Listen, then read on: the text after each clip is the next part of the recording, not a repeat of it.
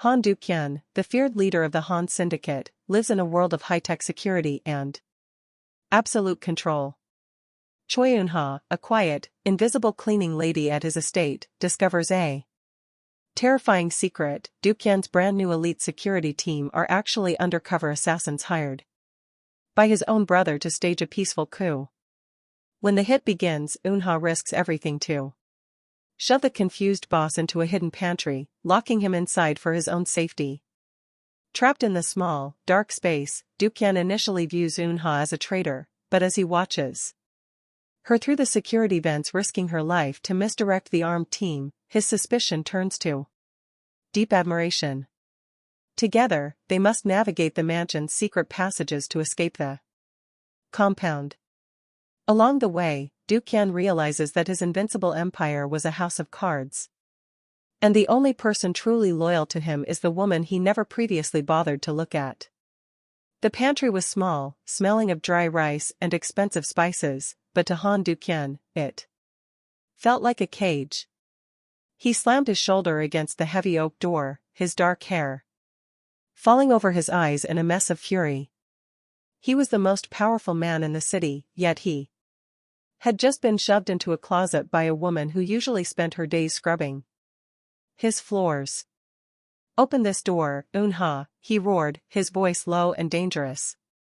"If you don't unlock this right now, I promise you won't have a job or a future by sunrise." On the other side of the door, Eun-ha pressed her back against the wood. Her heart was drumming so hard she thought it might burst through her simple cleaning uniform. Her hands were shaking, but she didn't move. She couldn't. If she opened that door, the man inside would walk straight into a storm of bullets. "Please, keep your voice down," she whispered, her voice trembling but steady. She leaned toward the small wooden slats of the door. "Sir, you have to listen to me. I was in the North Wing cleaning the air winds an hour ago. I heard them.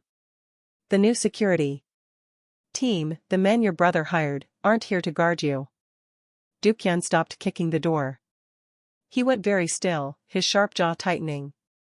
"What are you talking about?" "They were checking their silencers," Eun-ha said, a tear finally rolling down her flushed cheek. "They said the package would be in the master bedroom by midnight. They said your brother promised them a bonus if they made it look like an accident." "Sir, they aren't wearing the syndicate crest on their undershirts. They have blue markings on their boots. They are mercenaries." Inside the dark pantry, Do-kyun's intense eyes widened. He thought back to the men he had passed in the hallway. He had been so arrogant, so sure of his own power, that he hadn't even looked at their faces or their gear. He had trusted his brother blindly.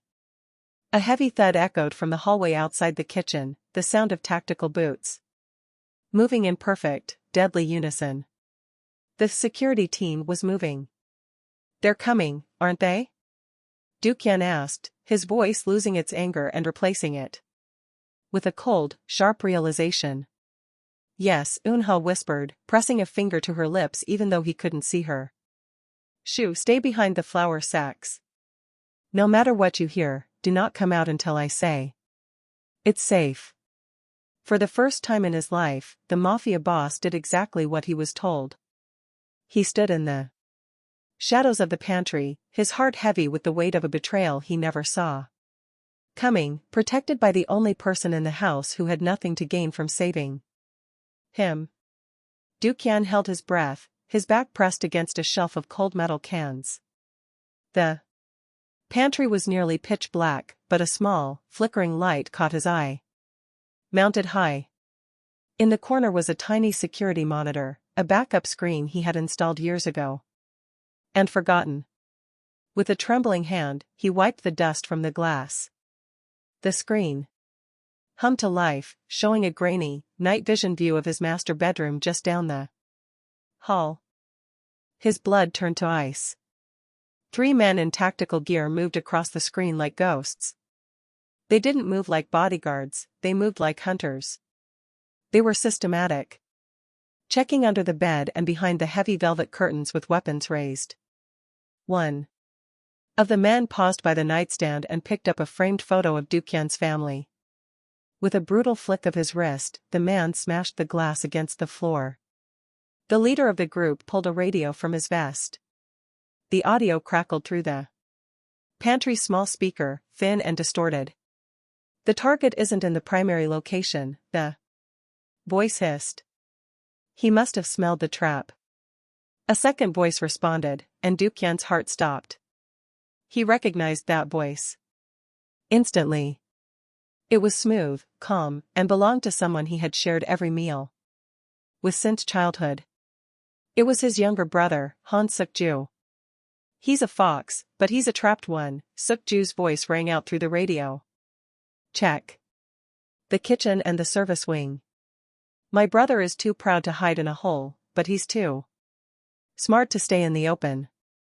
Find him and end it. I want the syndicate under my control before the sun rises." Do-kyun leaned his head against the pantry wall, his eyes stinging. The betrayal cut deeper than any blade. He had given his brother everything: wealth, safety, and trust. He had spent his life building a wall of steel around his family, only to realize the person who wanted him dead was already inside the fortress. On the screen, the men moved toward the kitchen door. Do-kyun looked at the thin wooden door of the pantry. It was the only thing standing between him and his brothers. Greed. He looked at the shadows of Eun-ha's feet visible through the bottom crack of the door. She was still there, standing guard with nothing but a mop and her own courage. He realized then that his high-tech cameras and armed security had failed him completely. His life was now in the hands of a woman he had once considered invisible. As the heavy footsteps of the assassins entered the kitchen, Do-kyun didn't feel like a powerful boss anymore. He felt like a man who had finally opened his eyes in the dark, seeing his true enemies and his only friend for the very first time. The footsteps in the kitchen were heavy and slow, the sound of boots clicking against the marble tile like a ticking clock. Do-kyun watched the shadows under the pantry door, his hand instinctively reaching for a weapon that wasn't there. Just as the handle began to jiggle, a soft thud came from the far wall of the pantry. "Sir, over here," Eun-ha's voice was a ghost of a whisper. Do-kyun turned to see her pulling back a heavy stack of dry storage crates. Behind them was a small, square door made of dull metal. It was a laundry chute and service crawlspace, a part of the house Do-kyun had never seen in any blueprint. To him, the mansion was a palace of glass and steel. To Eun-ha, it was a series of pipes and tunnels. She navigated every day to keep the palace clean. He scrambled through the opening, his broad shoulders barely fitting into the narrow, dusty shaft. Eun-ha followed quickly, sliding the crates back into place just as the pantry door was kicked open in the kitchen. The sound of the assassins shouting in frustration echoed through the metal walls, but the noise felt miles away. "Follow me," Eun-ha whispered. "The floorboards are thick here. They won't hear us if we stay on the beams." She moved with a quiet confidence that amazed him. While Do-kyun struggled with the cramped space, Eun-ha navigated the darkness like she had been born in it. She knew exactly which pipes were hot to the touch and which floorboards would creak if stepped on. As they crawled, the air grew thick with dust and the smell of old copper. Do-kyun looked at the back of Eun-ha's simple uniform, now covered in gray cobwebs. He had spent millions on high-tech sensors that were supposed to detect any intruder. Yet those same sensors were now being used by his brother to track him. He realized that the invisible world Eun-ha lived in, the service halls, the vents, the dark corners, was the only place where the syndicate's technology couldn't find them. "How do you know this path?" Do-kyun hoisted up, his breath coming in short gasps. "The service elevator broke 3 months ago," she replied without looking back. "Nobody came to fix it, so I had to find a way to get the linens to the 3rd floor. I've been using these tunnels for weeks." Do-kyun felt a pang of guilt. He hadn't even known the elevator was broken. He had been so busy looking at the big picture of his empire that he had missed the crumbling details of his own home. Eun-ha wasn't just his guide, she was his shield, using the very things he had ignored to keep him alive. They reached a small iron ladder, and Eun-ha pointed upward. This leads to the old boiler room. From there, we can reach the garage. The iron ladder led them into a tiny crawlspace beneath the boiler room floor. It was so narrow that they were forced to sit chest to chest, their knees touching in the cramped, humid heat. Outside, the muffled sound of shouting and slamming doors told them that the fake security team was tearing the kitchen apart, but for a moment, the small space was strangely quiet. Do-kyun's breath was heavy, his heart still racing from the betrayal. As his eyes adjusted to the dim orange glow of a nearby furnace pipe, he looked at Eun-ha. She was shivering, though the air was hot.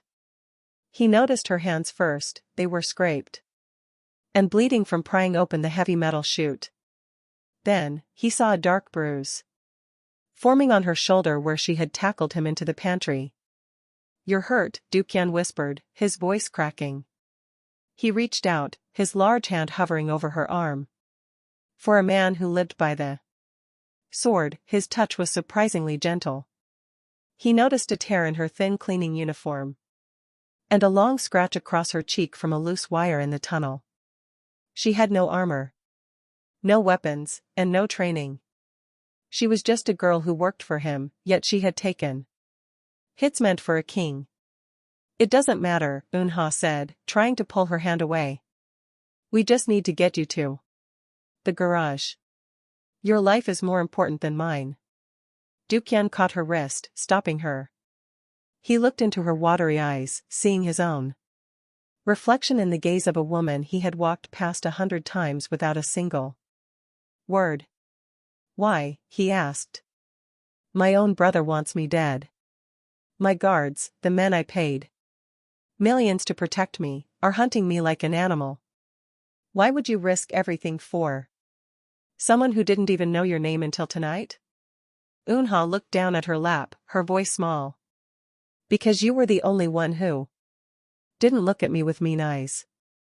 Even if you didn't see me, you were never cruel. And everyone deserves to live, sir. Especially when they are being lied to." The weight of her words hit Do-kyun harder than any physical blow. He had built his world on the idea that loyalty could be bought and that power was the only thing that kept a man safe. But here, in a dusty hole under his own house, he realized he was wrong. Real loyalty wasn't in the dark suits or the high-tech guns, it was in the heart of a girl who had nothing but a brave spirit. He took a clean handkerchief from his pocket and gently pressed it against the cut on her cheek. "I know your name now, Eun-ha," he said firmly. "And I promise you, if we get out of this, you will never have to hide in the shadows again." The air in the garage was thick with the smell of gasoline and expensive tires. Do-kyun and Eun-ha crept behind a row of black luxury SUVs, moving like ghosts in the dim light. The exit was only 50 feet away, a massive steel shutter that led to the private mountain road. But as they neared the door, the sound of a radio clicked nearby. 2 men in black tactical vests stood right in front of the exit. They held heavy rifles and scanned the rows of cars with bright flashlights. "He's down here somewhere," one of the guards hoisted. "The boss says if we see anything move, we don't ask questions. We just fire." Do-kyun pulled Eun-ha back behind a pillar. His jaw was set, and his eyes were dark with frustration. He was a man used to fighting his way out of problems, but he had no gun, and the guards were too well armed for a fair fight. If they tried to run for it, they would be caught in the open. "The gate is locked by an electronic code," Do-kyun whispered, his voice tight.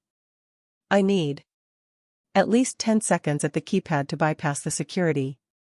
But those guards won't give me even one." Eun-ha looked at the guards, then at a row of cleaning supplies parked near a stack of old tires. A small, brave spark lit up her eyes. She looked back at Do-kyun and reached for his hand, giving it a quick, reassuring squeeze. "I can move them," she whispered. "No," Do-kyun said, his hand tightening around hers. "It's too dangerous. They aren't looking for a cleaning lady, but they won't hesitate to hurt you." "They think I'm nobody, sir," Eun-ha said with a small, sad smile. "That is my superpower. When I move, they won't see a threat. They'll just see a girl who is in the wrong place." Before he could stop her, she slipped away into the shadows. Do-kyun watched, his heart in his throat, as she moved toward the far end of the garage. Suddenly, a loud crash echoed through the concrete room. A stack of metal buckets had tumbled over, and a cleaning cart began rolling down the ramp, its wheels squeaking loudly. "Who's there?" the guards shouted, spinning around. They pointed their flashlights toward the noise, their boots thumping on the ground as they ran toward the rolling cart. "It's just the cleaning girl." "Stop her," one cried. The exit was clear. Do-kyun saw his luck. He sprinted toward the keypad, his fingers flying across the buttons. The steel shutter began to groan and lift, a sliver of moonlight pouring in from the outside world. He looked back, desperate to see Eun-ha, his soul screaming for her to run to him before the guards realized the cart was empty. The steel door groaned as it rose, but Do-kyun didn't run through it. Instead, he spun around. His eyes locked onto the far end of the garage where the guards had cornered Eun-ha. One of the men had grabbed her by the arm, swinging his flashlight toward her face. "Looking for the boss, little girl?" the guard sneered, his voice echoing off the concrete. "You made a big mistake trying to play tricks on us." Seeing the guard's hand tighten on Eun-ha's bruised shoulder changed something inside Do-kyun. For the last hour, he had been hiding, crawling through dust, and feeling like a victim of his brother's greed. But as Eun-ha let out a small cry of pain, the lion of the Han Syndicate finally woke up. He wasn't just a man in a closet anymore, he was a king protecting the only person who had stayed loyal to him. Do-kyun didn't shout. He moved with a silent, terrifying speed. Before the first guard could even turn around, Do-kyun was on him. He grabbed the man's rifle barrel, twisting it upward with a strength born of pure rage. With a sharp strike to the guard's neck, the man crumpled to the floor. The second guard gasped, reaching for his pistol, but Do-kyun was already there. He stepped into the man's space, his intense eyes burning with a light that made the mercenary flinch. Do-kyun caught the guard's wrist, snapping it back until the gun clattered to the ground. Then, he delivered a powerful punch that sent the man sliding across the oily floor.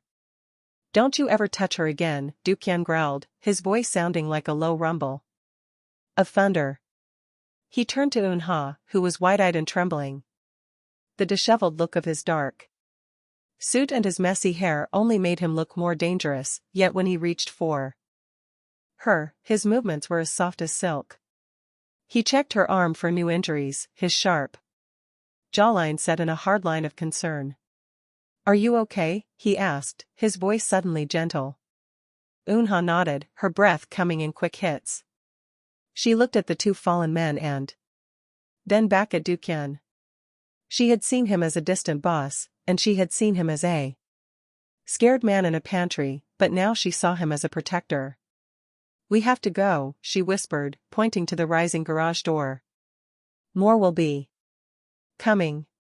Do-kyun grabbed the pistol from the floor and tucked it into his waistband. He didn't want to be a violent man, but he knew the night wasn't over. He took Eun-ha's hand, his large palm shielding hers. They ran together toward the sliver of moonlight under the gate, leaving the luxury cars and the traders behind.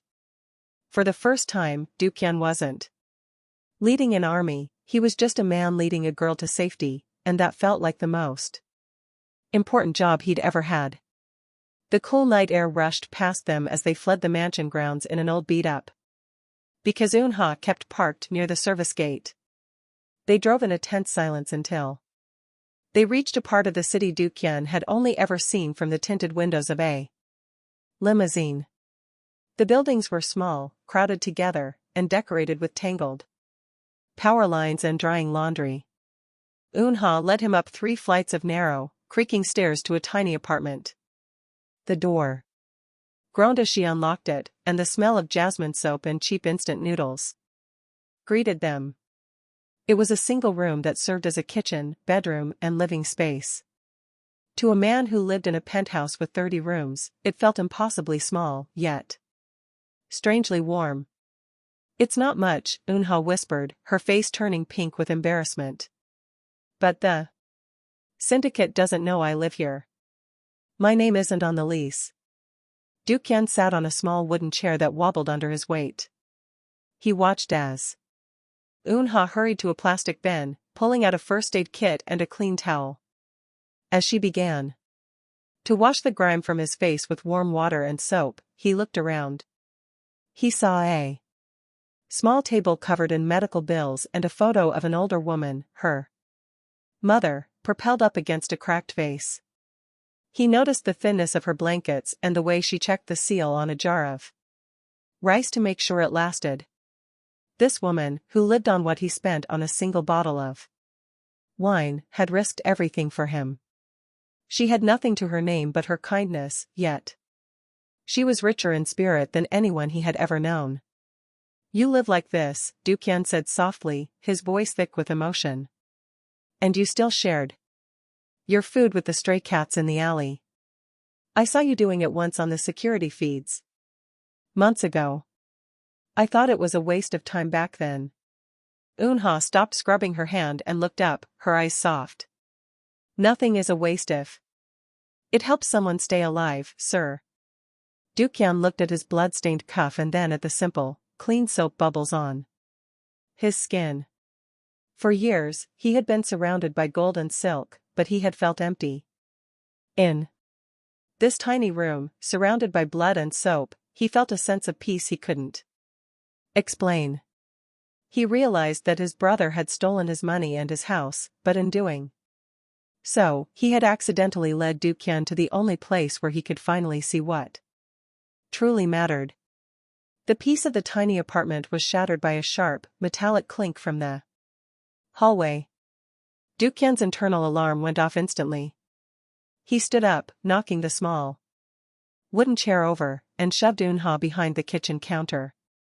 "Stay down," he commanded, his voice no longer a whisper but a growl of protection. The door didn't just open, it exploded inward as the fake security team kicked it off its hinges. 2 men rushed in, their flashlights cutting through the jasmine-scented air. They looked out of place in the humble room, their heavy gear clashing with the floral curtains and the small table of bills. "End them both," a voice shouted from the stairs. Do-kyun didn't wait for them to love. He threw the heavy wooden table toward the first man, creating a second of chaos. He moved like a whirlwind, driven by a fear he had never felt before, not the fear of losing his empire, but the fear of a stray bullet hitting the woman trembling behind the counter. He tackled the lead assassin, the 2 of them crashing into the small bookshelf. Books about nursing and old novels tumbled around them, a lifetime of Eun-ha's dreams falling like rain. The second man raised his rifle, but Do-kyun was faster. He used the first man as a shield, his movements precise and desperate. He wasn't fighting like a mafia boss looking for power, he was fighting like a man defending his only home. He disarmed the attacker with a brutal strike to the wrist and followed with a kick that sent the man crashing through the window and onto the fire escape. As the leader of the hit squad stepped into the doorway, Do-kyun stood his ground in the center of the small room. He was bleeding from a cut on his forehead, his dark shirt torn, but his eyes were like iron. He looked at the medical bills on the floor and the Photo of Eun-ha's mother. This wasn't a battlefield to the assassins, but to Do-kyun, it was sacred ground. You can take the syndicate, Do-kyun said, his voice cold and steady. You can take the money. But you will not take one more step into this room. The leader hesitated, seeing the raw, untamed fury in Do-kyun's eyes. This wasn't the fox they were told to hunt, this was a lion who had found something worth more than a crown. With a final, explosive effort, Do-kyun lunged, taking the last man down into the hallway. The fight was short and violent, ending with the sounds of retreating footsteps. As the remaining mercenaries realized the cost of this hit was too high, silence returned to the apartment, broken only by the sound of Do-kyun's heavy breathing. He turned back to the room, his eyes searching frantically until they found Eun-ha. She crawled out from behind the counter, her face pale but her eyes filled with awe. He didn't check his own wounds. He simply walked to her and helped her up. Looking around at the broken furniture. For the first time, the one-eyed ghost felt a different kind of pain, the pain of seeing something beautiful gets broken because of him. The sun rose slowly over the city, painting the sky in shades of pink and gold. Do-kyun stood on a quiet pier far away from the tall glass towers of his old life. In his hand, he held a small, silver flash drive. It contained every bank account, every secret password, and every bit of evidence needed to control the Han syndicate. His brother, Suk-ju, waited a few feet away, surrounded by the remaining guards. Suk-ju's face was filled with greed, his eyes fixed on the drive. He thought he had won.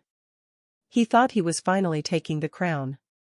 You want the throne so badly, little brother? Take it, Do-kyun said, his voice calm and clear. He tossed the drive onto the wooden planks. But I have emptied the accounts. I have sensed the evidence of your betrayal to the elders. You can have the name, but the power is gone. You are the king of an empty castle. Suk-ju scrambled for the drive, but Do-kyun didn't even stay to watch. He turned his back on the syndicate, the violence, and the lies. He walked toward a simple car where Eun-ha was waiting. She had traded her cleaning uniform for a soft sweater, and the bruises on her face were starting to fade. Do-kyun reached the car and looked at her. For the first time in 15 years, his eyes didn't look like ice. They looked like a calm sea. He realized that for a long time, he had been a prisoner of his own wealth, locked in a pantry of his own making. It took a cleaning lady to show him that the door was never actually locked, he just had to be brave enough to walk through it. Where will we go? Eun-ha asked, her voice steady and bright. Somewhere quiet, Do-kyun replied. He took her hand, his large fingers gently interlaced with hers. Somewhere where I can learn to be the man you saw in the dark. I have a new life to build, and this time I want to do it right. I want to build something that doesn't need walls or guards to be safe. He started the engine and drove away from the shadows of the docks. He wasn't the boss anymore, and she was no longer the invisible girl in the hallway. As they reached the open road, Do-kyun looked at Eun-ha and smiled, a real, honest smile. He had lost a kingdom, but he had found something much more valuable. He had found his way home.